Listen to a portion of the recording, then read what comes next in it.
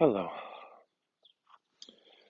welcome to Someday Farm. I'm Stephen Watson, here with today's Tàijíquán Tip.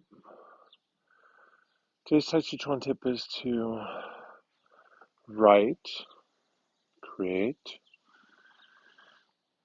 maybe it's written in your head, maybe it's written and published, maybe it's on the back of an envelope, maybe it's in a brand new journal that you work on for a long time. But the idea here is to write a eulogy for your teacher. Perhaps you won't give it, perhaps you won't be asked to share it.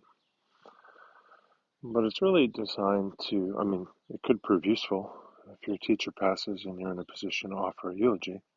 You have one that you've written or begun.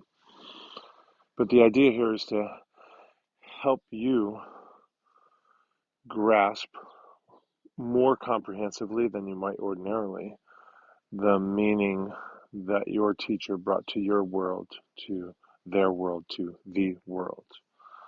So it's really about the opportunity to fully frame or perhaps reframe, maybe broaden your view of your teacher.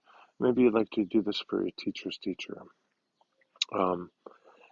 Anyway, that was a pretty powerful, moving one for me, so I don't feel like particularly saying too much more. And continue to live a life that is going to have people scrambling to write the eulogy for you. Thank you. Thanks for showing your support for today's Tàijíquán Tip. Tips really go a long way, and if you can't afford to help financially, comment, subscribe, share, and like, and all that stuff. To be in touch with me, go to my Linktree, Someday Farm. Thank you.